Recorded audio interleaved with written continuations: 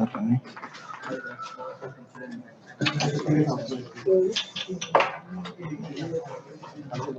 আজকে হচ্ছে কত নম্বর ক্লাস?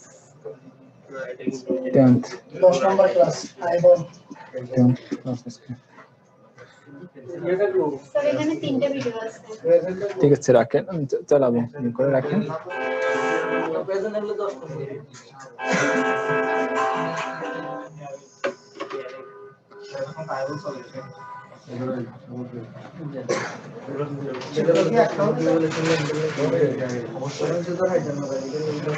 দিতে পারবেন আজকে এটা হাতে বলে তো ভালো। সরি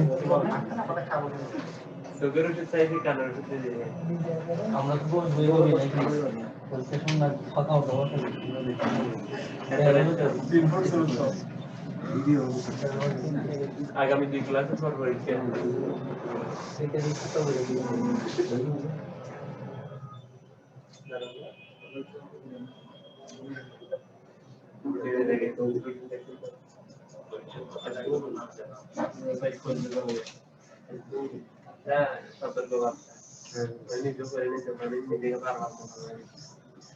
এটা হলো আমরা কিভাবে দেখি, কিভাবে আমাদের ফিজিওলজি অফ ভিশন,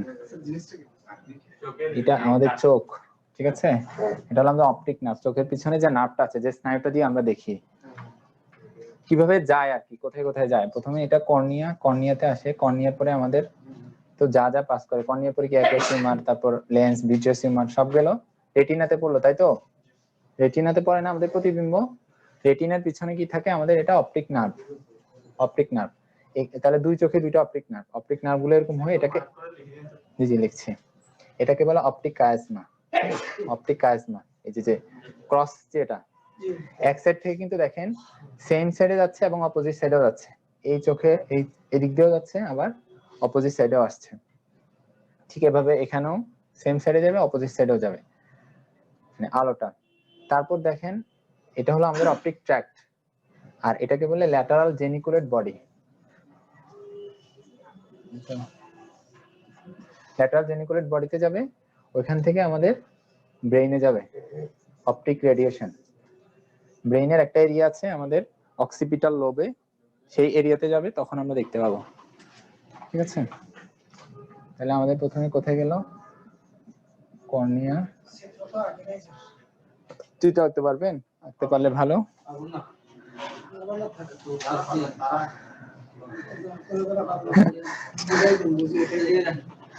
তাহলে কর্নিয়া, কর্নিয়া থেকে কোথায় যায়, রিফ্লেকটিভ মিডিয়া। বুঝতে পেরেছেন তো, কর্নিয়া থেকে রিফ্লেকটিভ মিডিয়া 4টা আছে, এই রিফ্লেকটিভ মিডিয়া গুলোতে।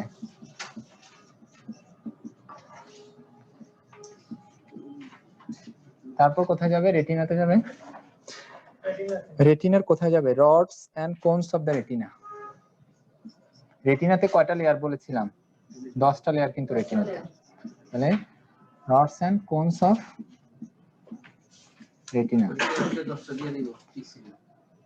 আচ্ছা, রেটিনার স্তর কয়টি, রেটিনার স্তর কয়টি, আচ্ছা আচ্ছা, যদি এমসিকিউ আসে আর কি। Rods and cones of retina, retina এটা হলো ফার্স্ট নিউরন, মানে প্রথম স্নায়ু, ফার্স্ট নিউরন। স্নায়ু কিন্তু একটা থেকে আরেকটা যায়, ঠিক আছে। স্নায়ুগুলো কিন্তু একজন আরেকজনের সাথে অনেক লাগানো থাকে, যেমন ধরেন এখানে এসেছে, এখান থেকে আরেকটা স্নায়ু শুরু হয়েছে, তাহলে এটা প্রথম স্নায়ু, ফার্স্ট নিউরন। তারপরে যায় আমার রেটিনাতে আরো কিছু সেল আছে যেগুলোর নাম bipolar cell, bipolar cells of retina. যদি বলছিলাম এটা আপনাদের কাছে কঠিন লাগবে, লিখে রাখেন, আস্তে আস্তে সহজ লাগবে, প্রথমবার দেখলে তো কঠিন লাগবে। তারপর যাবে গ্যাংলিয়ন সেলস, এটা হলো সেকেন্ড নিউরন। এগুলো কিন্তু রেটিনাতেই আছে এখনো, বুঝতে পেরেছেন।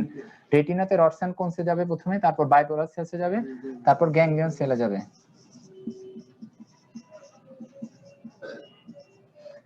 এটা হলো থার্ড নিউরন।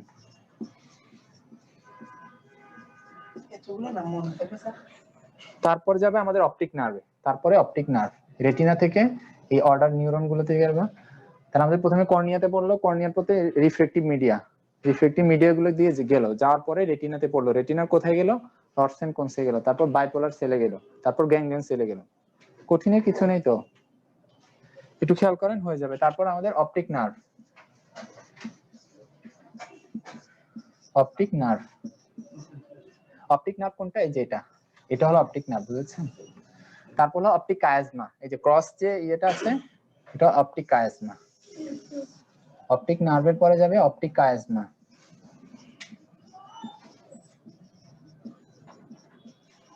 তারপর যাবে অপটিক ট্র্যাক্ট, এটা হলো অপটিক ট্র্যাক্ট।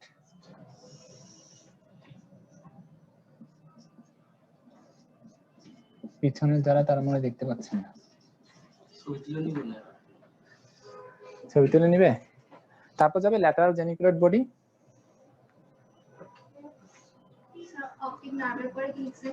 অপটিক কায়াজমা, এই যে এটা ক্রস যে এটা আছে যেখানে দুইটা অপটিক নার্ভ একসাথে হয়ে bipolar cell of retina.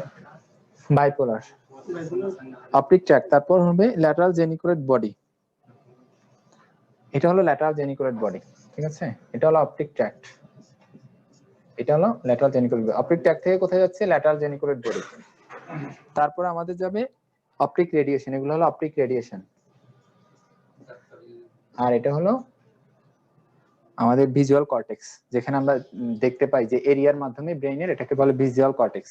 Optic আমাদের অক্সিপিটাল লোবে অবস্থিত ভিজুয়াল কর্টেক্স। তাহলে অপটিক ট্র্যাক্ট থেকে কোথায় যাবে? এগুলো লিখেছেন?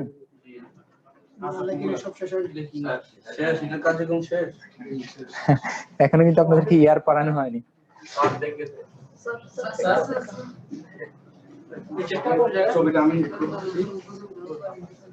অপটিক ট্র্যাক্ট, এটা অপটিক ট্র্যাক্ট,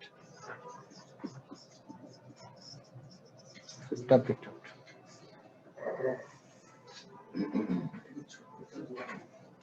কি রে তো আলো মানে কোথাতে? এটা হলো ল্যাটারাল জেনিকুলেট বডি। ঠিক স্যার লাস্টের উপরেরটা কি লিখছেন স্যার? নিচেরটার উপরে না আর ধরুন chiasma, chiasma, CHIASMA, chiasma, optic chiasma. তারপর হলো অপটিক রেডিয়েশন, এটা হলো optic radiation.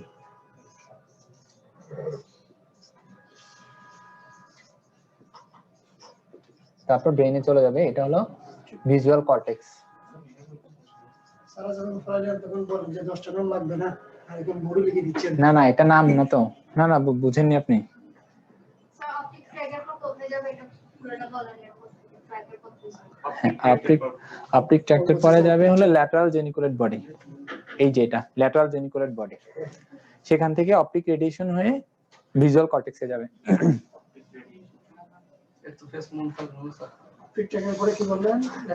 Physiology of hearing আরো কঠিন লাগবে তাহলে, কেন দিল তাহলে? জেনিকুলেট বডি, আচ্ছা লেখাটা সুন্দর করে লেখা দরকার ছিল। হ্যাঁ, ল্যাটারাল জেনিকুলেট বডি যেটা এখানে যাবে। তারপর অপটিক রেডিয়েশন হবে, এগুলো অপটিক রেডিয়েশন। তারপর ভিজুয়াল কর্টেক্স এর এরিয়াতে যাবে, ভিজুয়াল কর্টেক্স।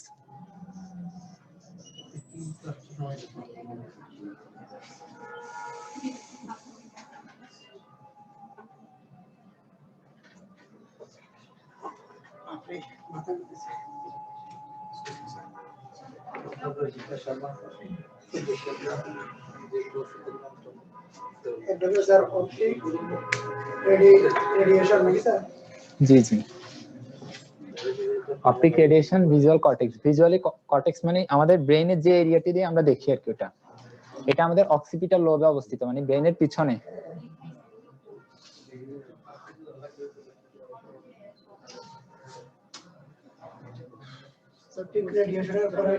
জি,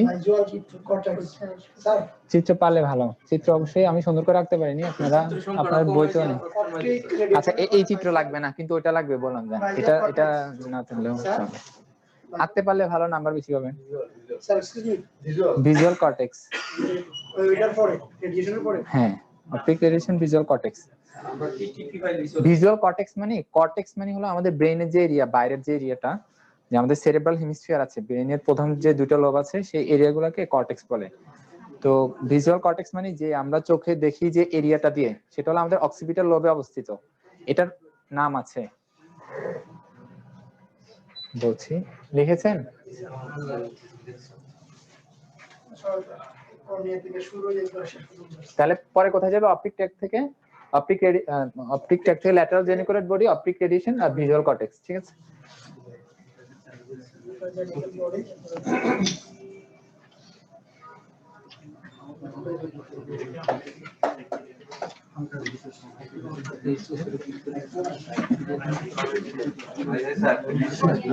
ফিনিশড। ইয়ার কে পড়বে? কান। কান কে পড়বে? কান। এটা তো চোখ গেল, কান। এখানে তো আরো কিছু বাকি আছে, কি বলতে চাচ্ছিলাম? দাঁড়ান, কি বলছিলাম ভুলে গেছি। হ্যাঁ হ্যাঁ, দাঁড়ান দাঁড়ান, এই যে খেয়াল করেন ভিজুয়াল এরিয়া, আমরা যে দেখি এটা এরিয়া, আমাদের ব্রেইনের যে এরিয়া গুলো আছে এগুলোতে একজন বিজ্ঞানী ব্রডম্যান উনি কিছু এরিয়াতে ভাগ করেছেন, মানে নাম্বার দিয়ে, এত নাম্বার অত নাম্বার। এটা হলো ভিজুয়াল এরিয়াটা অক্সিপিটাল লোবে অবস্থিত। কোথায় অবস্থিত? ব্রেনে অনেকগুলো লোব আছে, অক্সিপিটাল লোব।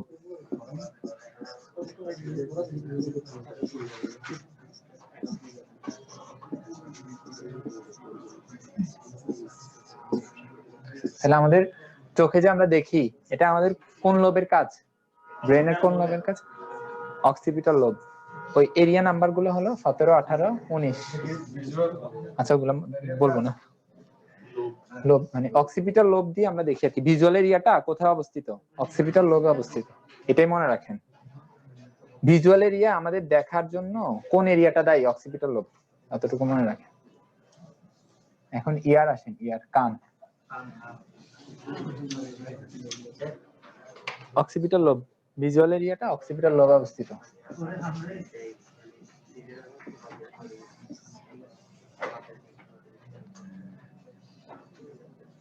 কান। এখন যদি লিখতে যাই আমার শেষ হবে না। আপনার বই খুলেন, বই খুলেন, আমি বলে দিচ্ছি, বইতে দাগাবেন, অতটুকু পড়বেন। ঠিক আছে, 195। তাহলে কানের কাজ কি? শ্রবণ ও ভারসাম্য রক্ষা। কানের দুইটা কাজ, দাগান। 1 নম্বর কথা, শ্রবণ ও ভারসাম্য নিয়ন্ত্রণ গ্রহণ করা। জি জি, 195 নিচে, নিচে থেকে পেয়েছেন? সবাই পেয়েছেন?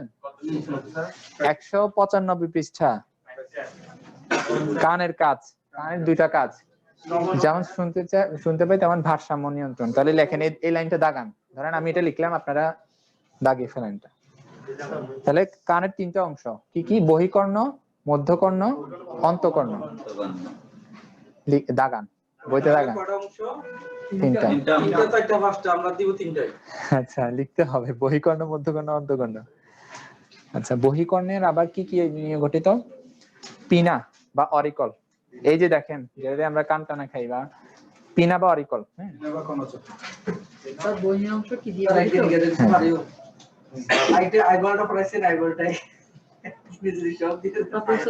আপনাদের ছিল এটা, তো আপনাদের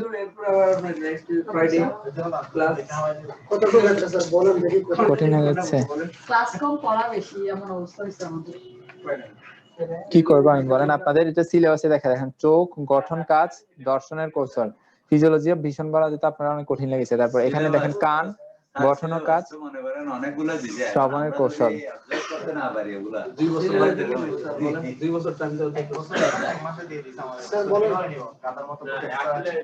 কি আপনারা বলেন, যেটা বলেন সেটা।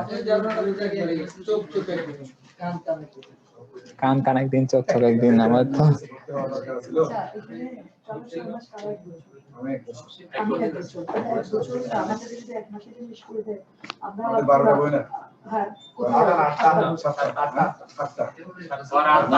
কোথায় 8টা?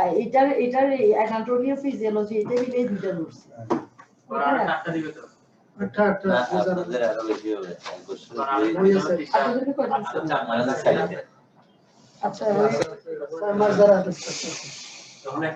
আর 2 পৃষ্ঠা বেশি কিন্তু নেই, কান কিন্তু অল্প একটু। আপনারা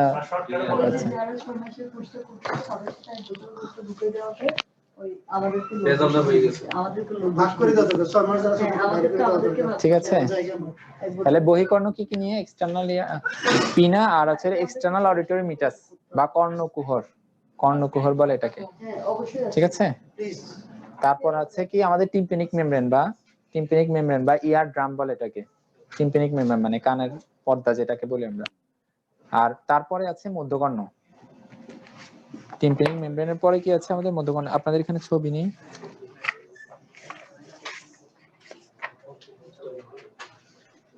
অন্য জায়গায় আবার ছবি একটা আছে। হ্যাঁ 167 পৃষ্ঠা আবার ছবি আছে। আমার কাছে 167 আমরা এই জন্যই পাই না স্যার। বুঝলাম না আপনাদের একই পড়া মানে কয়েক জায়গায় লেখে, এটার মানে আমি বুঝলাম না। একটা এক জিনিসই এই জন্যই বইটা- কত পৃষ্ঠা স্যার? 167 পৃষ্ঠা। আপনাদের ইনফরমেশন স্যার বই কালেকশন করে চলে গেছে। তাহলে টিম্প্যানিক মেমব্রেন কি করে, বহিকর্ণ এবং খেয়াল করেন বহিকর্ণ এবং মধ্যকর্ণকে ভাগ করে। tympanic membrane। আর মধ্যকর্ণে আমাদের কিছু এ থাকে, অস্থি থাকে, এটাকে ম্যালিয়াস, ইনকাস, স্টেপিস। তিনটা কি বলে হাড্ডি থাকে আর কি, ছোট ছোট তিনটা হাড্ডি থাকে, একটা আরেকটার সাথে জয়েন্ট থাকে। যখন আমরা শব্দ যায় তখন ওই মুভমেন্ট হয় গুলার, যার মাধ্যমে শব্দ পাস করে। তাহলে মধ্যকর্ণে কি কি থাকে, তিনটা কর্ণাস্থি থাকে, ম্যালিয়াস, ইনকাস, স্টেপিস। এগুলোর নাম হলো ম্যালিয়াস, জি এটাকে একসাথে ইয়ার অসিকল, ইয়ার অসিকল। হ্যাঁ 167 167 196 না, ছবিটার কথা বলছি, ছবিটা হ্যাঁ হ্যাঁ 160 মেরিয়াসটার ভিতরে ইনকাসটার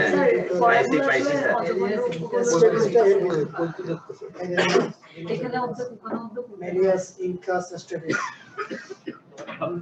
এমনি পড়া কি আপনারা শুধু পার্টস গুলা বলেন কোনটার কাজ কি। শুনেন বহিকর্ণের পার্টস কি কি, মধ্যকর্ণের পার্টস কি কি, অন্তকর্ণের পার্টস কি কি, পার্টস গুলা জানেন, প্রত্যেকটার কাজ জানেন, এতটুকু জানলে হবে, এর বাইরে আর জানা লাগবে না, ঠিক আছে?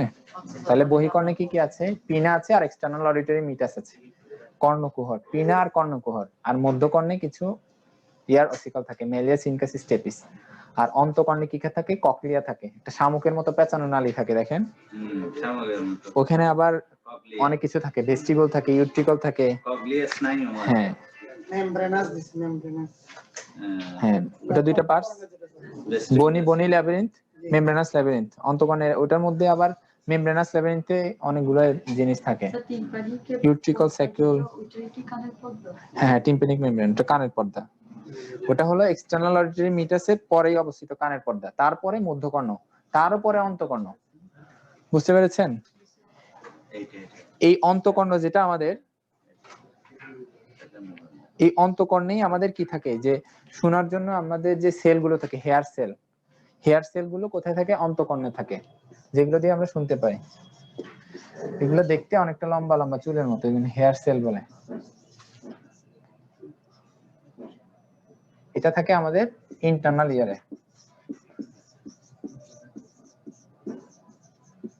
আর যে আমরা বললাম ভারসাম্যটাও কিন্তু ইন্টারনাল ইয়ারের কাজ মূলত।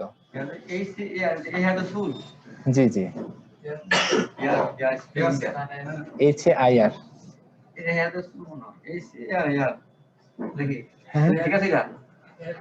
এই হেয়ার তো চুল হ্যাঁ এটার নাম হেয়ার সেল। মানে এই সে ইয়ার হবে নাকি ইয়ার সেল হইতো, ইয়ার সেল হইতো না, বুঝিনি। ইয়ার কোন করে এই সে ইয়ার না এই এর নাম হচ্ছে হেয়ার সেল। হেয়ার মানে HAIR, হেয়ার সেল। এটা হেয়ার সেলই বলে এটাকে, এটা বানানটা এরকম HAIR। বলতেছেন ওইটা শোনা সেল না। ও আচ্ছা, আপনি বলছেন হেয়ার মানে শোনা। না না না, এটা হেয়ার সেল, সেলটা দেখতে হেয়ারের মতো, সেজন্য এটা না। হেয়ার সেল, এটা সেলটার নামই হেয়ার সেল। হেয়ার সেল দিয়ে মানে শ্রবণের জন্য মূলত দায়ী হলো হেয়ার সেল। এটা থাকে আমাদের ইন্টারনাল ইয়ারে।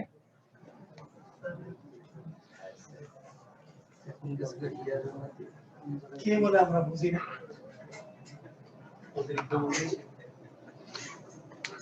আচ্ছা আপনারা বুঝতে কষ্ট হচ্ছে? আচ্ছা স্যার, অন্তকরণের যে কাজটা আছে একটু বলেন তো দেখি আবার। স্যার এই যে বলেন ভেস্টিবিউল, ককলিয়াস, সিকালার কান, এগুলো তো ককলিয়াতে কিছু ইয়ে থাকে, ককলিয়াতেই হেয়ার সেল গুলো থাকে। ককলিয়ার মধ্যে আবার আপনার কিছু তরল থাকে, পেরিলিম্ফ, এন্ডোলিম্ফ, অনেক কিছু থাকে এখানে আসলে। অনেক জটিল। অন্তঃকর্ণের গঠনটা সবচেয়ে জটিল মানে কানের মধ্যে। বহিঃকর্ণ মধ্যকর্ণ তুলনামূলক সহজ, কিন্তু অন্তঃকর্ণ ভিডিওটা একটু দেখলে পাবেন তো এই ভিডিওটা দেখলে স্যার ক্লাস থেকে দেখতে পাবেন আচ্ছা আপনাদের সময় শেষ। Many of us take for granted a very Video দেখেন। extraordinary organ, পারলাম না। our ears. To understand the ear, we need to understand what sound is. The speakers you are listening to right now are vibrating, flexing in and out, causing a wave of pressure through the air. The frequency of these waves, or the speed at which the sound creating surface moves back and forth, affects the pitch of the sound. The level of air pressure in each wave is directly related to how loud the sound is. The outer part of our ear catches these waves. It faces forward and has a specially designed structure of curves, helping us to determine the direction of the sound and also emphasize the frequencies used in human speech. Now that the sound waves are caught, they travel through the ear canal and strike against our eardrum, a thin membrane about 10 millimeters wide. Now that we receive the sound, the middle ear transfers this energy. দাঁড়ান, এটা একটু দেখেন, অ্যানাটমিটা একটু দেখেন। এটা আমাদের বাইরে তো কান, পিনা, এটা হলো এক্সটার্নাল অডিটরি ক্যানেল, খেয়াল করেন। তারপর হলো টিম্পেনিক মেমব্রেন, এটা হলো তাহলে বহিকর্ণ। বহিকর্ণের কয়টা পার্টস? দুইটা পার্টস, পিনা আর এক্সটার্নাল অডিটরি ক্যানেল বা কর্ণকুহর। তারপর হলো টিম্পেনিক মেমব্রেন, এটার পরে মধ্যকর্ণ। তাহলে বহিকর্ণ আর মধ্যকর্ণকে ভাগ করেছে কি? টিম্পেনিক মেমব্রেন, যেটাকে আমরা কানের পর্দা বলি। টিম্পেনিক মেমব্রেন তাহলে মধ্যকর্ণে কি থাকে? তিনটা অস্থি থাকে, ম্যালিয়াস, ইনকাস, স্টেপিস। তিনটা অস্থি থাকবে, দেখবেন যে যখন আমরা শুনি তখন এগুলো নড়বে। তারপরে আসে অন্তঃকর্ণ, ঠিক আছে? এটাকে বলে ককলিয়া, যে শামুকের মতো পেঁচানো আছে না, ককলিয়া। এখানে আবার অনেকগুলো পার্ট থাকে, ইউট্রিকল, স্যাকুলাস ইউট্রিকল, হ্যাঁ। তারপর মাঝখানে এখানে আবার এটাকে যদি সোজা করি তাহলে ওখানে কিছু চেম্বার থাকে, ওখানে আবার কিছু ফ্লুইড থাকে। ওই ফ্লুইডের মধ্যে আমার হেয়ার সেল থাকে, অর্গান অফ কর্টি আছে, ওখানে হেয়ার সেল থাকে। ওগুলোর মাধ্যমে আমাদের কি শব্দ যায়, বুঝতে পেরেছেন? সহজ কথা, এটা একটু মাথায় রাখেন। তাহলে আপনাদের তাহলে পার্টস গুলোর নাম বলতে পারবেন না, কোন কোনটা কি কি থাকে, কোন বহিকর্ণে কি থাকে, মধ্যকর্ণে কি থাকে, অন্তঃকর্ণে কি থাকে, নামগুলো বলতে পারলে হবে, ঠিক আছে? এখন দেখেন একটু যতটুকু বুঝেন। The smallest bones in your body, the malleus, incus, and stapes, start in motion. দেখেছেন নড়ছে, কিন্তু The ওগুলোর মধ্যে malleus আবার is জয়েন্ট আছে। attached to the eardrum, and as the sound travels along, the forces malleus, incus, stapes এগুলো অনেক ছোট ছোট, কিন্তু এদের মধ্যে আবার জয়েন্ট আছে, মানে একটা আরেকটার সাথে যুক্ত, এবং এগুলো নড়ে। এটাকে কি বলে? জয়েন্টই তো, হ্যাঁ। এখন যদি কোনো কারণে মানে এই নড়াগুলো ঠিকমতো না হয়, বা ধরেন শক্ত হয়ে যায়, স্টিফ হয়ে যায়, তখন কিন্তু আমরা ঠিকমতো শুনতে পাবো না। অনেক রোগ আছে যেখানে ম্যালিয়াস, ইনকাসের মাঝখানে যেগুলো আছে সেখানে শক্ত হয়ে যায় একটা আরেকটার সাথে, এই জন্য ঠিকমতো এটার ভাইব্রেশন হয় না, মানে কম্পন হয় না, এই কারণে তখন শুনতে কষ্ট হয়। amplified by leverage until it arrives at the stapes, which acts like a reversed piston, creating waves in the fluid of the inner ear. ঠিক আছে, ইনার ইয়ারে The কি থাকে? most ফ্লুইড থাকে। significant increase in pressure is caused by pneumatic amplification. The face of the stapes has a surface area of about 3.2 square millimeters, while the eardrum has a surface area of 55 square millimeters. Using this, along with leverage through the malleus and incus, the final pressure is 22 times greater than when the sound first arrived. Now we come to the most complicated part of the hearing, complicated part, the cochlea. Cochlea, ঠিক আছে? In cochlea reality, it is coiled up, but it is easier to understand straightened out. There are actually 3 chambers inside, but let's take a look at the central part. The stapes is causing pressure waves to travel through the structure. Along the inside wall is about 20 to 30,000 reed-like fibers. As the waves move along, they encounter fibers with the correct resonant frequency and energy is released. These fibers aren't actually what give us the signal that we heard something. There's a special structure next to these fibers containing hair cells. Hair cells, ঠিক When the আছে? fibers resonate, hair cells এর কথা বলেছিলাম আমরা, এই যে লম্বা লম্বা সেলগুলো হলো হেয়ার সেল। হেয়ার সেল না, সোনার সেল না, এগুলোর নাম হলো হেয়ার সেল, HIR, ঠিক আছে? they cause the hair cells to move, which then sends an electrical impulse to the cochlear nerve and onto the brain. Certain pitches of sound will resonate in specific locations, and louder sounds will cause more hair cells to move. Our brain interprets all this raw data, making it possible to enjoy things like music or an engaging conversation. Just to think that all of this is happening in your head right now at full speed. This is just one of the amazing systems found in the human body that go far beyond our humble human understanding.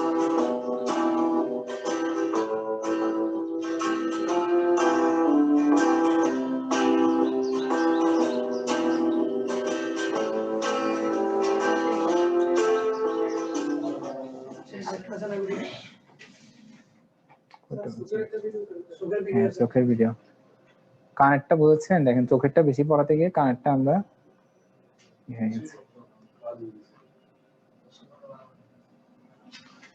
এটা আসছে না কেন? এটা কি আরেকটা? সেটা শেষ হয়নি। The human eye. আই চোখের The human eye is the most valuable and sensitive sense organ, and it is a natural optical instrument. The eye is nearly spherical in shape with a slight bulge in the front part, and it enables us to see the beautiful, colorful world around us. Let us discuss about the important parts of the eye and their functions. Cornea. Cornea, ঠিক The আছে। front part of the eye is covered by transparent spherical membrane called transparent cornea. মানে স্বচ্ছ। Light enters the eye through cornea. Cornea দিয়ে light pass করে। Iris. Just behind the cornea is a dark-colored muscular diaphragm which has a small circular opening in the middle. Pupil. Pupil is a small circular opening of iris. The pupil appears black because no light is reflected from it. The dark center in the middle of the iris. The pupil determines how much light is let into the eye. It changes sizes to accommodate for the amount of light that is available. এটা video করছেন? The eye ইউটিউবে is search দিলে পাবেন, অনেক পাবেন। by adjusting the size of the pupil. Let us see how iris regulates and controls the amount of light entering the eye. When the intensity of light is more, হ্যাঁ হ্যাঁ, or if it is a bright source of light, then the iris may চোখের মনি যেটা বলি আমরা, যেটা দিয়ে light pass করে, মানে আমরা বলেছিলাম না, দেখেন আইরিশ ছিল, দুইটা আইরিশ, আইরিশের মাঝখানে একটা জানালার মতো ছিল যেটা দিয়ে পাস করে আলো। ওটা আইরিশ গুলোর কারণে মাধ্যমে ওটা কি ছোট বড় হতে পারে পিউপিল। আমি বলেছিলাম যে আমরা যখন অন্ধকারে যাব তখন পিউপিলটা বড় হয়ে যাবে, যখন আলোতে যাব তখন পিউপিলটা ছোট হয়ে যাবে। মানে যেটা চোখের ভিতরে আলোকে নিয়ন্ত্রণ করে, কতটুকু প্রবেশ করবে আলো সেটাকে নিয়ন্ত্রণ করে। এটা একটা জানালার মতো। the pupil to contract, and as a result, the amount of light entering the eye decreases. When the intensity of light is less, or if the light is dim, then the iris dilates the pupil so that more light can enter the eye. Eye lens. The eye lens is a convex lens made of a transparent jelly like proteinaceous material. The eye লেন্সের কথা lens বলছি। is hard at the middle and gradually becomes soft towards the outer edges. The eye lens is held in position by ciliary muscles. Ciliary muscle, The ciliary muscles help in changing the curvature and focal length of the eye lens. Retina. The inner back surface of the eyeball is called retina. It is a semi-transparent membrane which is light sensitive and is equivalent to the screen of a camera. The light sensitive receptors of the retina are called rods and ঠিক cones. আছে। রেটিনাতে rod When sound code light থাকে। falls on these receptors, they send electrical signals to the brain through the optic nerve. ঠিক আছে, তার পিছনে The optic nerve থাকে। space between the retina and eye lens is filled with another fluid called vitreous humor. Blind spot. It is the spot at which the optic nerve enters the eye and is insensitive to light, and hence the name. Let us discuss about accommodation of the eye and power of accommodation. Accommodation of the eye. The process by which the ciliary muscles change the focal length of an eye lens to focus distant ঠিক আছে, accommodation মানে সংযোজন, যেটা আমরা বলেছিলাম এটা সম্পর্কে বলছে এখন। or near objects clearly on the retina is called the accommodation of the eye. Power of accommodation. The ability of the eye to focus objects দেখেছেন ছোট হয়ে গেছে। lying at different distances is called the power of accommodation of the eye. How does an eye focus objects at varying distances? When the ciliary muscles are relaxed, the eye lens becomes thin. Thus, its focal length increases and we see the distant objects clearly. When the ciliary muscles are contracted, then the curvature of the eye lens increases and the eye lens becomes thick. Thus, its focal length decreases and we see the nearby objects. In brief, it is adjustment of the focal length of the eye lens which enables us to focus on objects situated at different distances. Least distance of distinct vision, near point. Near point or least distance of distinct vision is the point nearest to the eye at which an object is visible distinctly. For a normal eye, the least distance of distinct vision is about 25 centimeters. However, it varies with age of the person. For example, for infants, it is only 5 to 8 centimeter. The far point of the eye. Far point of the eye is the maximum distance up to which the normal eye can see things clearly. It is infinity for a normal eye. Cataract. The crystalline lens of people at old age becomes milky and cloudy. This condition is called cataract. This causes partial or complete loss of vision. It is possible to restore vision through a cataract surgery. Range of vision. The distance between the near point and the far point is called the range of vision. শেষ। ঠিক আছে, তাহলে ইয়ার থেকে আমাদের শুধু parts গুলো পড়বেন এবং কোনটার কাজ